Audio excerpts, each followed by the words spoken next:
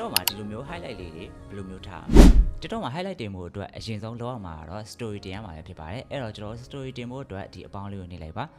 ပြီးသွားရင်တော့ကျွန်တော်ဒီနေရာမှာကိုတင်နေတဲ့ပုံတစ်ခုကိုရွေးလိုက်ပါတော့โอเคကျွန်တော်ကတော့ဒီပုံလေးကိုပဲရွေးလိုက်ပါမယ်ရွေးပြီးသွားရင်တော့ကျွန်တော်ဒီဘယ်ဘက်မှာရှိတဲ့ your story ပေါ့နော်အဲ့ဒါလေးကိုနေလိုက်ပါဒါဆိုရင်ခဏစောင့်လိုက်ပါပြီးသွားရင်တော့ကျွန်တော်ခုနကတင်လိုက်တဲ့ပုံလေးကကျွန်တော်ရဲ့ story တွေကိုရောက်သွားမှာဖြစ်ပါတယ်အဲ့လိုမျိုးရောက်သွားပြီဆိုရင်ကျွန်တော်ဘာလုပ်ရမလဲဆိုတော့ဒီပုံ highlight ထားမယ်ဆိုပါစို့เนาะဥပမာကျွန်တော်ဒီပုံ highlight ထားမယ်ဆိုရင်ညာဘက်အောက်ထောက်မှာရှိရဲ star ပုံစံလေးပေါ့เนาะကျဲလေးကိုနေလိုက်ပါ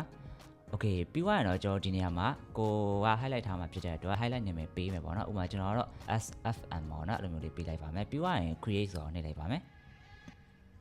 ဒါဆိုရင်ဒီလိုမျိုးပေါ်လာရဆိုရင်တော့ကျွန်တော်အောင်မြင်စွာနဲ့ကိုယ့်ရဲ့ profile မှာ highlight လေးထားပြီးသွားပြီပဲဖြစ်ပါတယ်ဒါဆိုရင်ကျွန်တော် highlight ထားတာအောင်မြင်လားမအောင်မြင်လားပေါ့เนาะအဲ့လိုမျိုးတွားကြည့်ဖို့အတွက် view on profile ကိုနေလိုက်ပါမယ်โอเคဒါဆိုရင်တော့ကျွန်တော်ဒီနေရာမှာခုနကထားခဲ့တဲ့ highlight လေးပေါ်နေပြီပဲဖြစ်ပါတယ်โอเคကျွန်တော်နောက်ထပ်တခြား highlight တွေထပ်ပြီးတော့ထားခြင်းနဲ့ဆိုရင်လည်းဒီမှာတွေ့ရအပေါင်းလေးကိုနှိပ်ပြီးတော့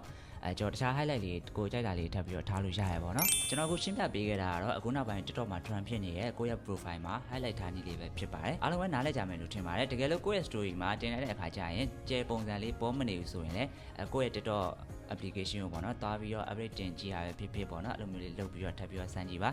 အားလုံးအဆင်ပြေကြမယ်လို့မျှော်လင့်ပါတယ်တခြားသိချင်တာရှိရင်လည်း comment မှာဝင်ပြီးတော့မေးသွားလို့ရပါတယ်ကျွန်တော် social film မှာပဲဖြစ်ပါတယ်